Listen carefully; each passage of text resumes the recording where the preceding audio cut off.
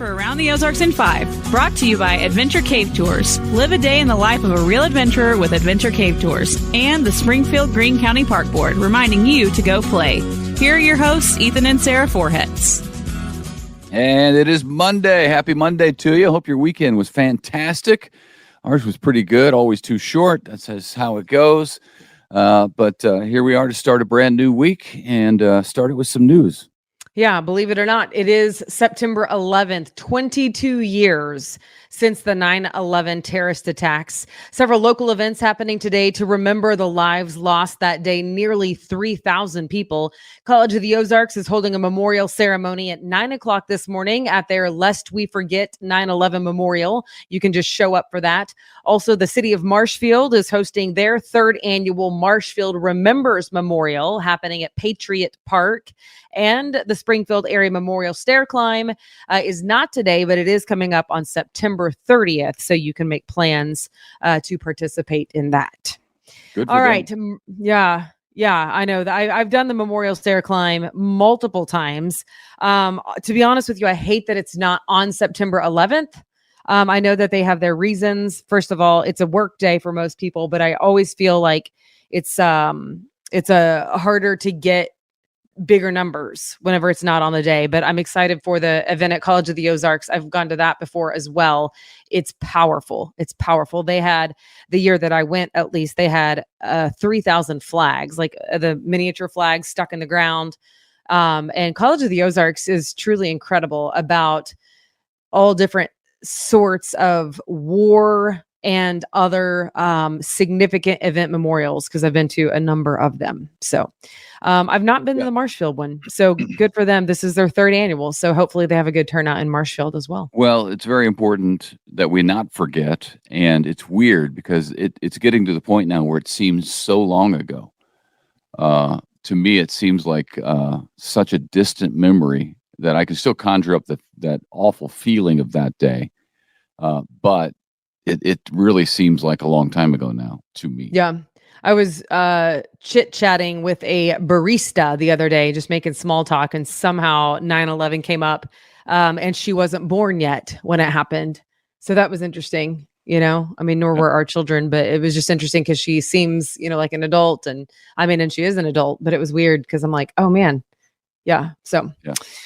All right. Morocco is also in the news, of course, in Northwest Africa. They are reeling after a massive earthquake, 6.8 magnitude earthquake there this weekend, Friday night. More than 2,100 people have been killed. That number is likely going to go much higher because there are people who are missing underneath the rubble. Springfield-based Convoy of Hope is assessing the needs right now. They do plan to help there with volunteers and relief supplies. It was that area's most powerful earthquake in more than a century. Yeah, I was just talking with our international disaster specialist, and he was in the office yesterday on phone calls trying to figure out where to get the product that we can get it there the quickest. So maybe that's buying in a different part of Morocco. Maybe that's buying from a neighboring country and sending it over. And it also at this point is assessing the need. What are the greatest needs? Likely it's food and water. And in this case, like Turkey and Syria, it'll be a lot of tent supplies, sleeping bags, those sorts of things as people are displaced from their homes. But this comes as Convoy's been incredibly busy lately. We had wildfires in Washington State and in Canada, and then, of course, Maui. And then right on the heels of that was Hurricane Idalia down in Florida. We're still working on many of those fronts still, certainly Maui and Florida.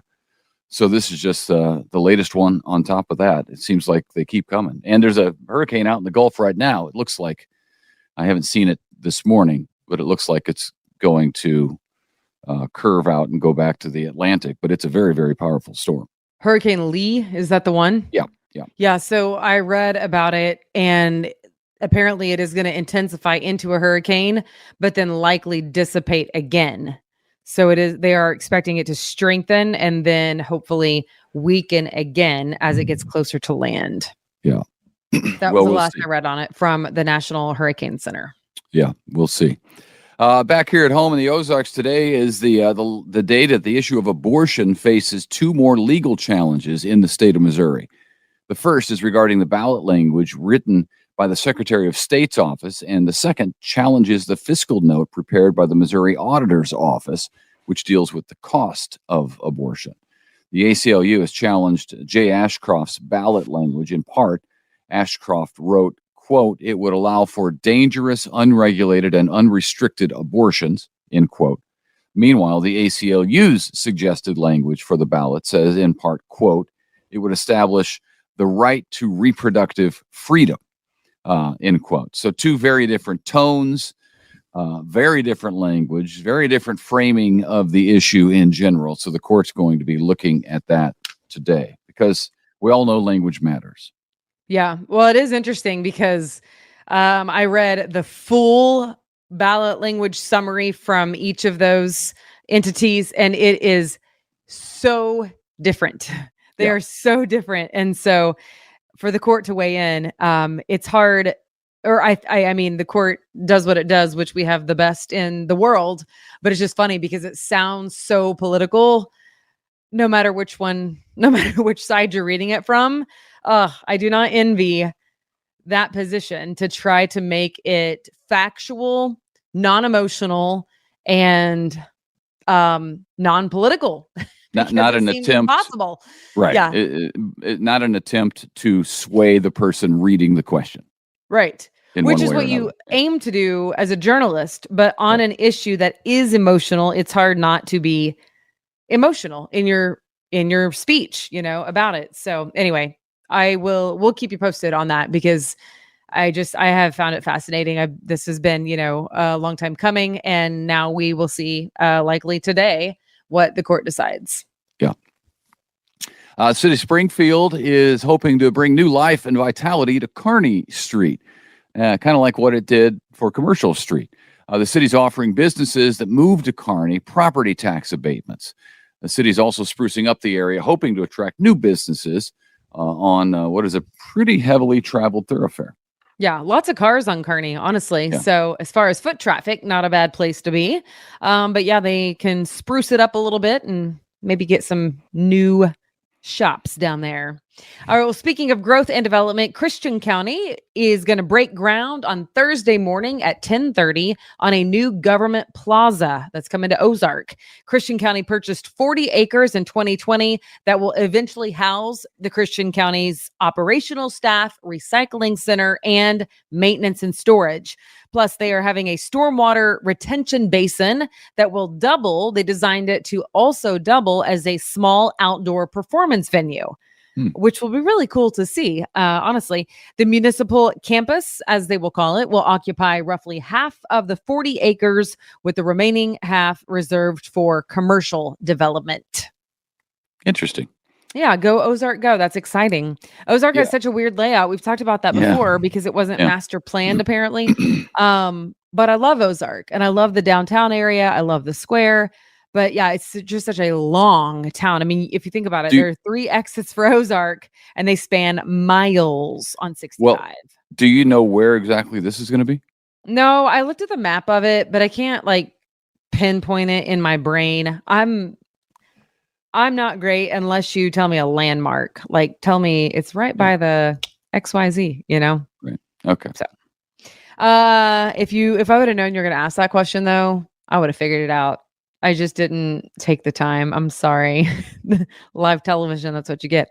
All right. The IRS says that it'll start going after high income earners and large corporations. The agency says it'll intensify its enforcement onto those who have a total income above $1 million a year and also have more than $250,000 in tax debt.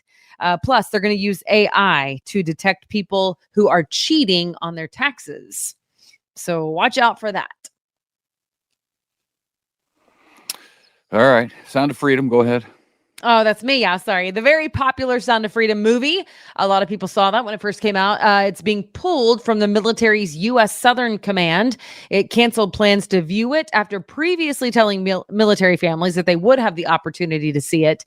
The movie tells the story of former U.S. Homeland Security agent Tim Ballard, who left his government post to instead rescue children from the international world of sex trafficking that is horrific. The Southcom agency says the change was due to copyright concerns and is not political in nature. They said it is an important film. In fact, it is important even in their line of work, and that it is not political in nature, but they have gotten some pushback. Yeah, that's odd. They won't allow anybody to see it. That's well, they were going to show it there for them, they won't play it, and then they pulled it. Yeah, right. Yeah, that seems odd. And okay. Well, I mean, there's lots of theories about lots of stuff, so this certainly doesn't help. I would go out of my way to allow that movie to be shown to avoid potential controversy. The football coach at the center of quite another controversy due to him openly praying on the field after ball games has resigned now his position from the high school football team in Washington. Joe Kennedy, you've heard of him, no doubt, cited multiple reasons for this resignation, including taking care of an ailing family member out of state and feeling like a stranger, he says, once he fought for the school that got him in trouble for praying. Coach Kennedy said, quote, I believe I can best continue to advocate for constitutional freedom and religious liberty by working from outside the school system. So that is what I will do, end quote. After initially getting fired for praying on the field, his case eventually went to the U.S. Supreme Court, and the court sided with him and his constitutional rights. His job was reinstated. The Supreme Court, of course, ruled that he could exercise his First Amendment right to pray wherever he wants, because he wasn't forcing anybody else to pray with him. Even though they were, in fact, joining him.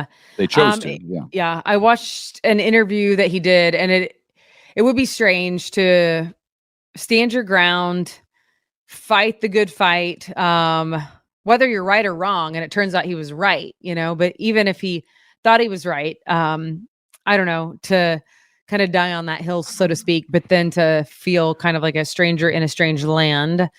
And he said that he recognized that he would feel that way. But I think it was surprising to a lot of people that he is now resigning after what was an 8-year legal battle. And then last year officially winning the case. And then, I don't know, I do think it would be weird to ever fight with your employer. Even if you believe in your cause, it would be a strange thing to go against your bosses and the person who writes your paycheck. That would be difficult. Well, yeah, it'd be weird to be reinstated and then have to live there. Right. But he's got great opportunities now. I'm sure he's going to write a book. He could go on the speaking circuit and certainly draw a crowd, given what he has gone through and the stand that he took. So he's going to have a lot of audiences, I think, looking forward to hearing from him and hearing his story firsthand. Yeah. And on a much lighter note than that one, I remember after I got arrested on live television while reporting in Clinton, Missouri, I had some journalist organizations reach out and ask me to come speak to their group. And I was like, I am in fact not a hero. I didn't know what was going on. I wasn't like trying to like stick it to the man or anything. I just was doing my job. And I was trying to do that well, by the way, and feel like I was doing it fairly well. But do you remember that? And then like all these journalistic. Well, I mean, do you remember the organizations afterward reaching out? Yeah. And asking me to come speak on, like journalistic integrity, freedom, privilege in this country. And I'm like, listen, I believe in journalism. The Constitution believes in journalism, right? We have to have a free press. We are designed to be watchdogs, checks and balances. I'm in, but I also don't know that I'm your poster child, because I wasn't like fighting with a cop on purpose until I was. And then down I went. Cuffed and stuffed right there, man. Have we told this story on the podcast? Do people know what you're talking about? I don't know. I got arrested in 2007 on the square in Clinton, Missouri, while reporting on a building that collapsed, and there was a meeting. So there were people inside when that building collapsed. And I was placed in an area by local police when I got to the scene at like 2:00 in the morning. And then fast forward till about noon. And I'd been there all morning long doing live shots every 5 minutes for stations all over, not just for KY3, but I was like live in St. Louis and Kansas City because we were the first on scene. And we were standing where local police placed us. But then the Highway Patrol took over the command.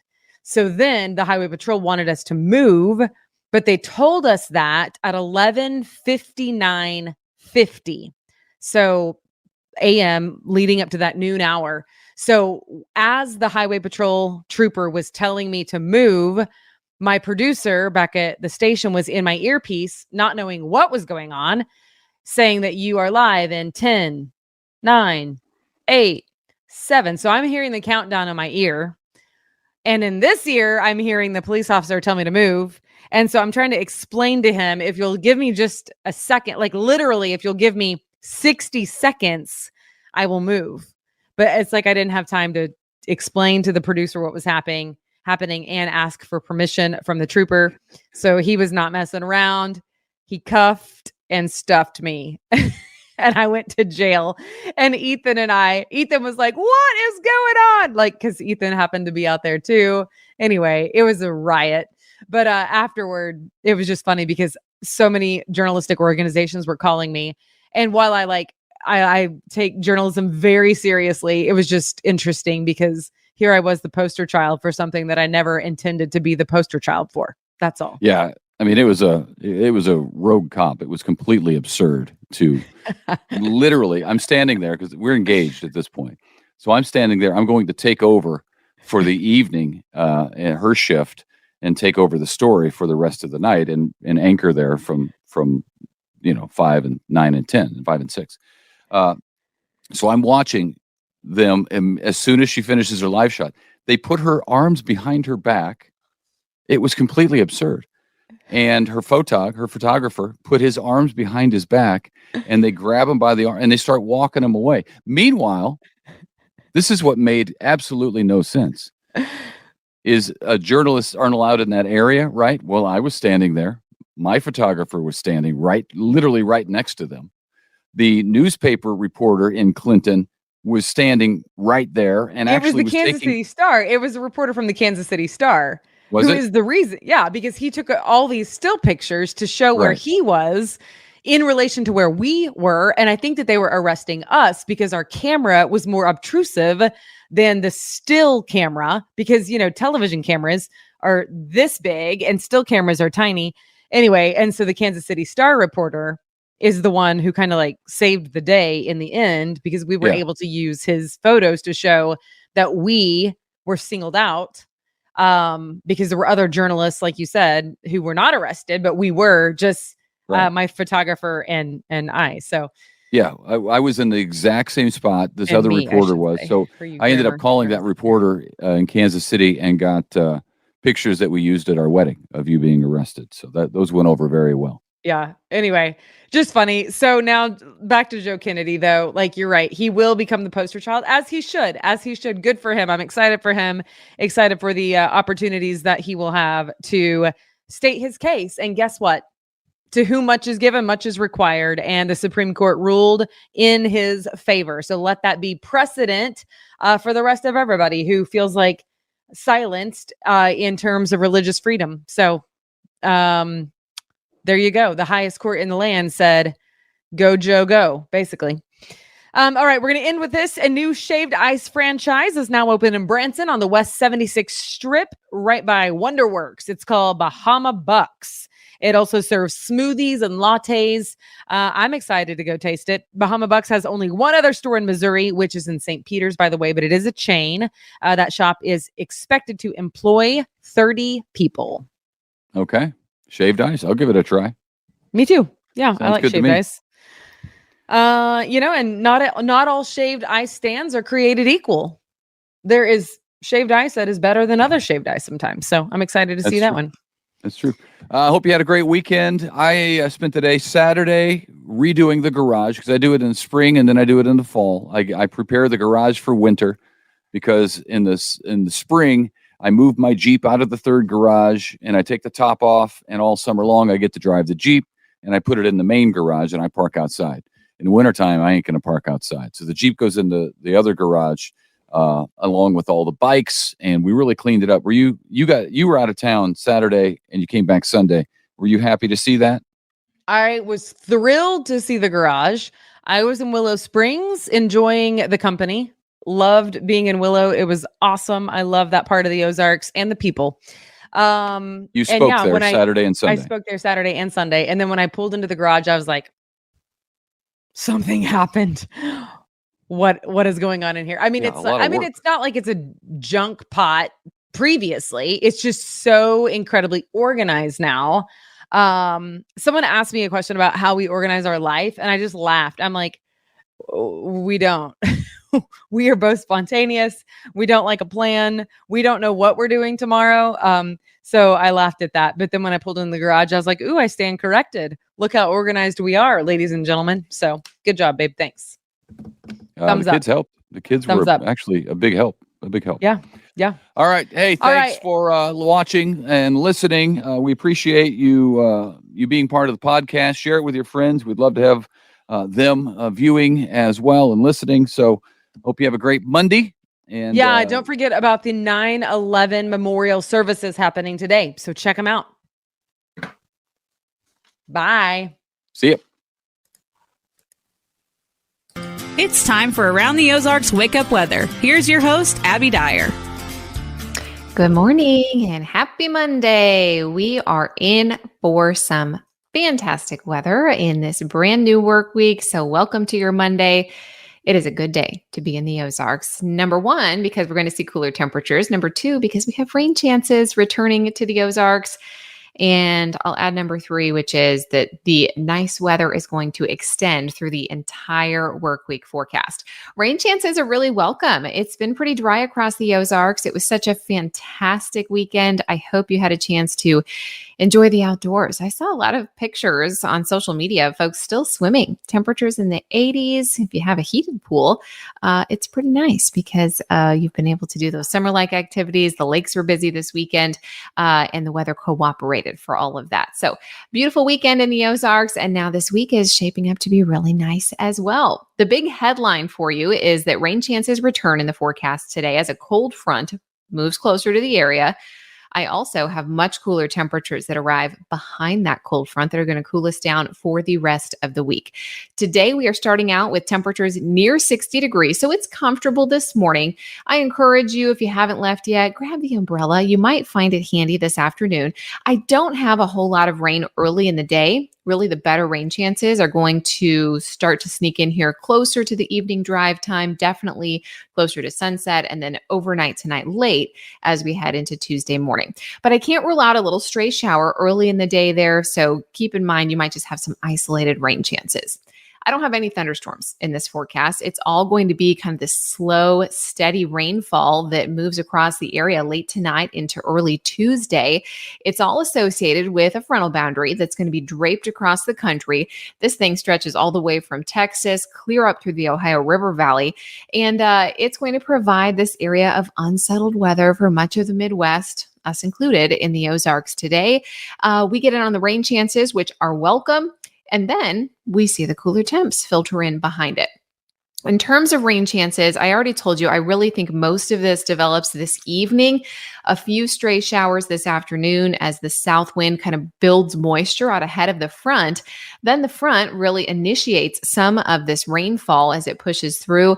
We'll see the rain chances out there this evening. They're spotty in nature. It's nothing that's too heavy, but the more widespread rainfall will likely get out of here early in the morning on Tuesday. Nobody's getting a real soaker. I think most everyone is going to stay below a half inch of rainfall accumulation. It'd be nice if we could get that widespread half inch. However, I really think that most of us even stay below a quarter of an inch. Some of the models indicating that we could have this thicker band of rainfall right along the I-44 corridor, anywhere from 0.3 of an inch to a half inch. That's where some of those higher rainfall totals will be. Most of us, though, about 1/4 of an inch. We'll take it, but it's not really quite all that we wanted out of this rain system. We do have cooler temperatures though moving through, and Tuesday, the rain chances will linger in the morning. They may still be out there tomorrow morning for the drive time forecast, but then they're clearing by lunch. So Tuesday is not a washout, much like today. Most of the daylight hours are actually going to be dry. And then we can focus on 70s for high temperatures for the rest of the week. Phenomenal in the forecast. Today, 78 degrees, cloudy with rain chances increasing through this evening. And this is one of the warmest days in the forecast at 78. We drop tomorrow, 73 degrees on Tuesday, mid 70s for Wednesday and Thursday. We're staying in the mid 70s for the weekend. It is going to be awesome. And this is really that first push of cool fall-like air. This morning, we're near 60 degrees. These lows this week will be near 50 degrees, and we will see high temperatures in the 70s. So if you thought people were like fall mania already with pumpkin spice, everything, and talking about boot weather and sweater weather, well, this week is really just going to set everybody off.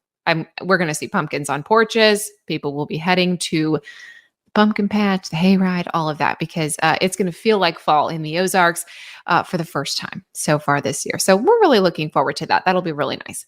Around the country, headlines that you may hear: Lee, once again, a major hurricane expected to strengthen again to a Cat 4.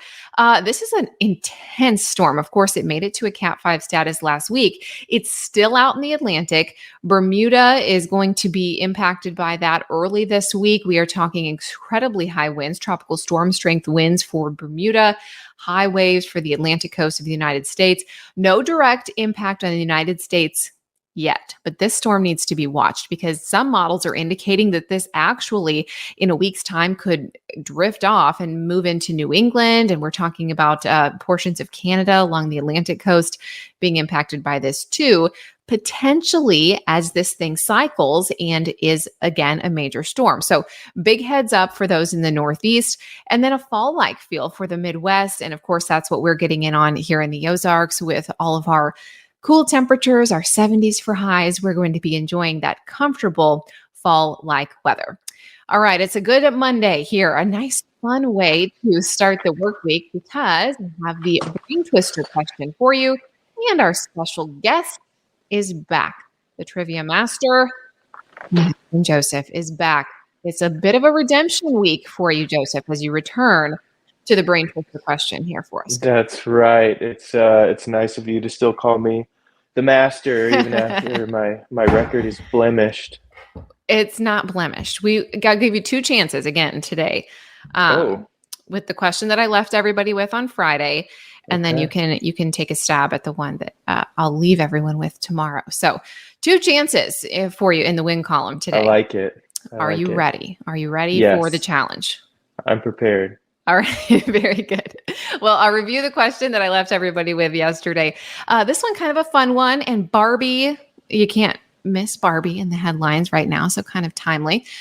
Toy company Mattel is known for products like Barbie and Hot Wheels, of course. But what was the first product that the company made? Do you think it was A, picture frames, B, greeting cards, C, dental floss, or D, vacuums?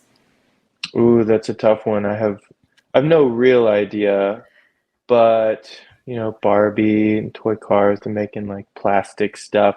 I would think maybe the closest thing to that would be either dental floss or picture frames. Oh, it's tough. I wish I could phone a friend, but I can't.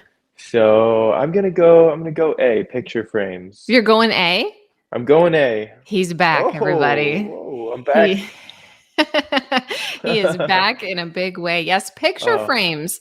A Mattel picture frame. Apparently, they did okay. They were not the most popular picture frames of their time in 1945, but they did all right. And your logic is correct there. They started with these like plastic frames. And I did not know this, that Mattel is actually, the name Mattel is a mashup of the 2 groups of founders. So it was founded in 1945 by Harold Matt quote, Matt Matson and Ruth and Elliot Handler. So they took the Matt and the L from Elliot Mattel. Okay. And their first product was picture frames. Then somebody sold their Wow. portion of the company. Their first big hit toy was the Yuka-Doodle, which is like a plastic ukulele like our son has. Ooh. Ah, Like the indestructible one that you can hand to kids and they won't break it when it inevitably goes down the stairs. ooh. That was their biggest toy hit, but they started in the picture frame business. And then, of course, they started like making these hot sellers, and Hot Wheels came around, then Barbie came around, and they were like, okay, we don't need to do the picture frames anymore. I'll bet that other stuff is worth a lot of money if you can find it. A Yuka-Doodle. A Yuka-Doodle? We should look at like resale shops. I'd be interested. Yeah. I wonder how much a Yuka-Doodle sells for. I don't know. I bet they're still like out there. Jimi Hendrix's guitar, I'll bet it's up there. I'll bet. Yeah. We'll find one. Alec can throw that one down the stairs if he wants to. All right. Let's give you the question that I'll leave everybody with for tomorrow. So I won't tell you if you're right, but we'll all find out if you're right tomorrow when I reveal Sounds the answer. This one, up your alley. History, state, or I guess this isn't history, but state Like civics. knowledge. Yeah. There you go. Okay. What is the official state insect of Missouri? Do you think it is A, the honeybee, B, the monarch butterfly, C, the pink katydid, or D, that there is no state insect? Are you asking us a trick question? Is there I could no be. state Do you think insect? I'm that tricky? Yeah. Yes, I think you're very tricky. But, I know like Utah is the beehive state. So, I didn't know that like, Utah was the beehive state. so they're all industrious and that sort of thing, but that's something that we admire. I feel like, and one of my best friend's dads was a beekeeper in Missouri. My gut says a honeybee. I'm gonna go with honeybee. Going honeybee? Yeah, it's an A? admirable insect. Everybody loves it. Lots to admire about the honeybee. So, All right. Does the state of Missouri identify with the honeybee? We will find out. All right. He's going A. Let us know if you want to also go A. You can do that on the Around the Ozarks Facebook page. Joseph, thanks for waking up early with us this morning to thanks for having me. come back. His big comeback, everybody. My redemption tour. It's a good week. This is really, does this make your week? Yes. Is your week off to a better start? This is the way to start it off. Yeah. All right. Well, thanks for answering our question, and thanks for listening, everybody. We sure appreciate it. And I will talk to you tomorrow. I'll have the answer to that weather brain twister question, and of course, your forecast for tomorrow. Enjoy the rain chances. Don't forget your umbrella today. And hey, enjoy those 70s. Aren't they great? If you need up to the minute weather, make sure you check out aroundtheozarks.com. I will chat with you tomorrow.